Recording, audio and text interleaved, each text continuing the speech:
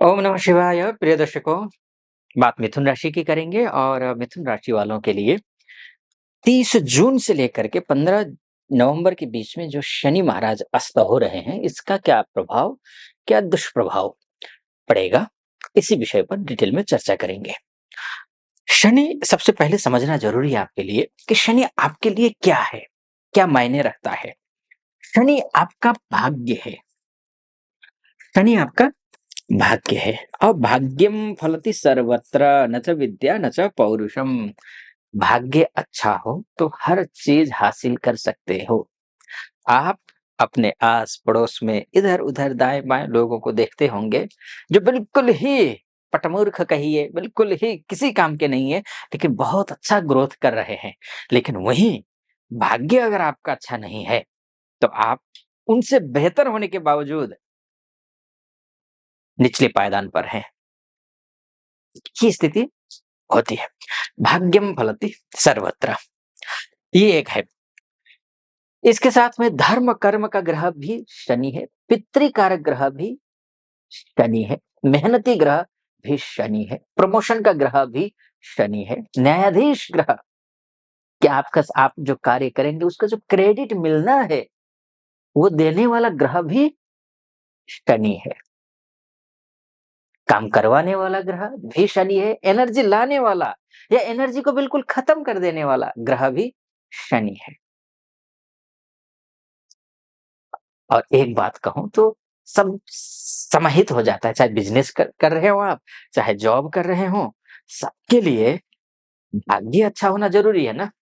तो भाग्य ही शनि है, तो आप समझ लीजिए कितना महत्वपूर्ण है। अब ये जो शनि वक्री हुआ है ना, ये आपके लिए क्या फल देगा, ये महत्वपूर्ण है। ये आपके लिए, वैसे तो शास्त्र कहता है, देखिए, कोई भी पापी ग्रह जो होता है, वो पापी ग्रह जब वक्री होता है वो अशुभ फल देता है। पापी ग्रह जब अशुभ होता है, पापी ग्रह जब वक्री होता है, अशुभ फल देता है। और पापी ग्रह कौन कौन से हैं? शनि पापी है, राहु केतु पापी है। राहु केतु ऑलरेडी हमेशा वक्री ही रहते हैं, लेकिन शनि वक्री और मार्गी होता रहता है।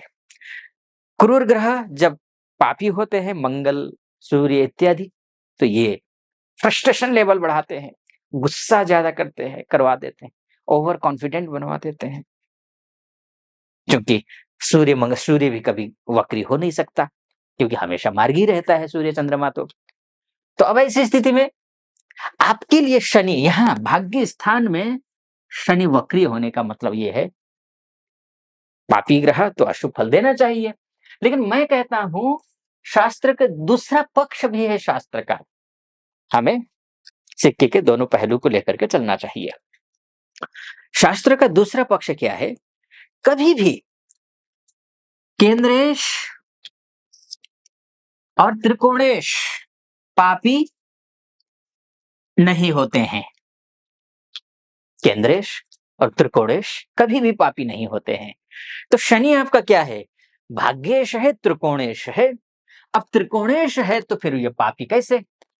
नैसर्गिक रूप से, नेचुरली तो ये पापी है।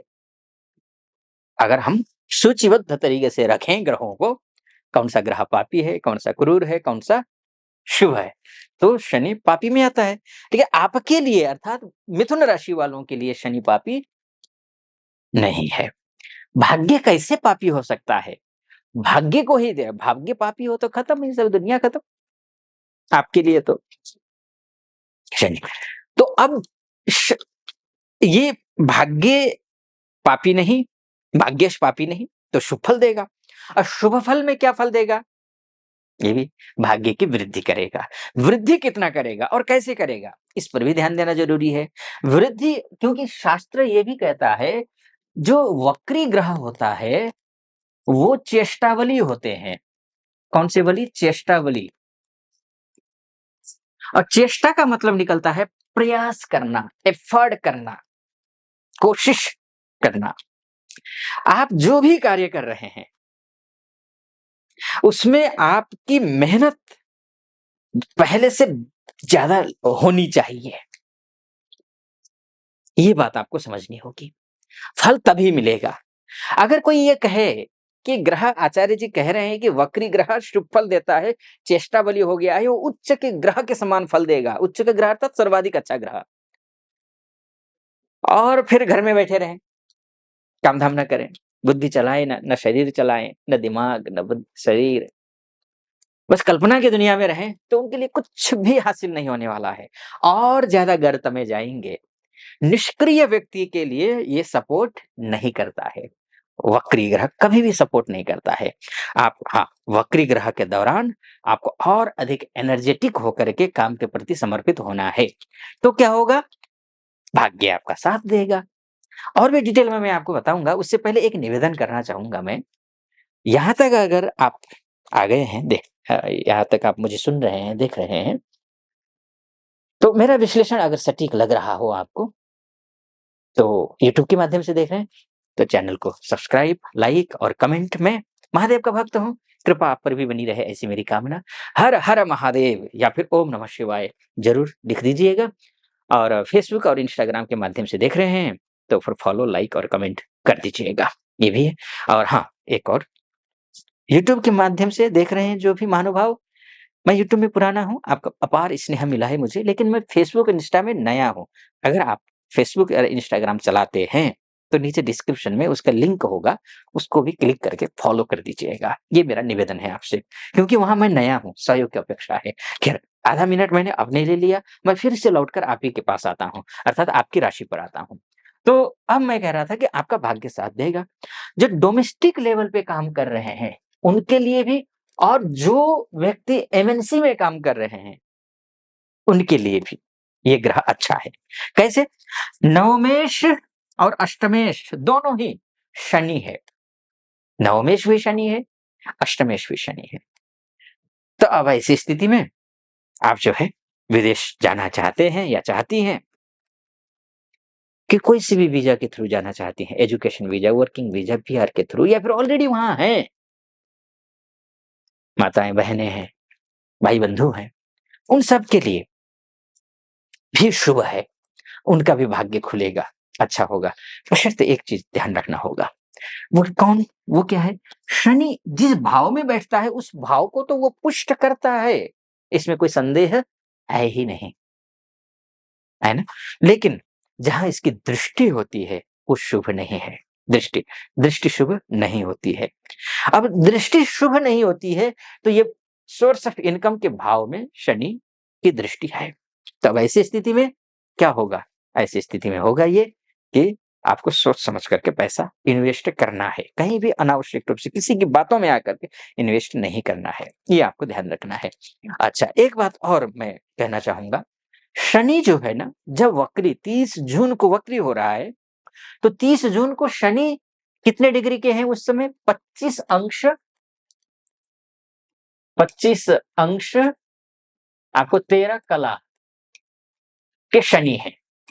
अच्छा, जब रेट्रोग्रेड ग्रह होता है, यानी कि वक्री जब ग्रह होता है, तो वो पीछे की ओर, मतलब डिग्रियों में, वैसे नहीं होता है पीछे की ओर। आप समझे कि पीछे की ओर हो रहा है ग्रहण, नहीं।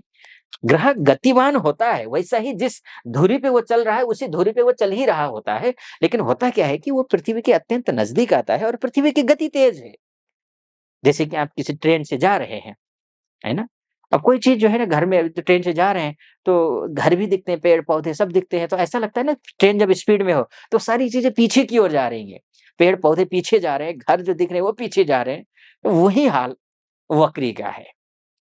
पृथ्वी की गति तेज़ है, वो स्लो है और पृथ्वी के बहुत नज़दीक आ गया है।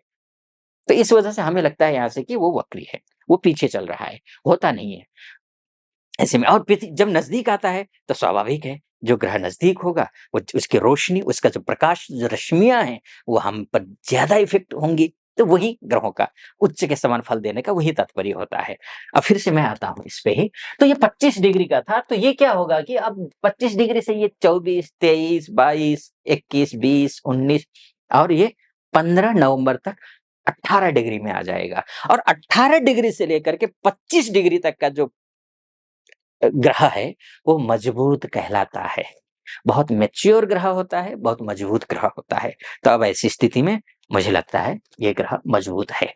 अब शनि मजबूत है, अच्छा फल देगा। लेकिन बस ये निवेदन करूँगा, शनि की उपासना आपको करनी है। ओम प्रां प्रीं प्रौं सः शनैश्चराय नमः। इस मंत्र का आपको जप करना है। शाम के समय काले आसन पर बैठ करके सरसों का तेल का एक मुखी दीपक जला करके ये करिए। इससे आपको अच्छा लाभ मिलेगा। ठीक?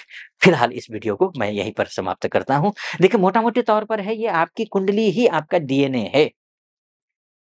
ये मोटा-मोटी तौर करोड़ों लोग हैं। एक तो थोड़ा-सा दिशा-निर्देश, मार्गदर्शन करने के लिए मैं ये वीडियो लेकर के आया हूँ, कि ऐसे स्थिति ग्रहों की स्थितियाँ हैं।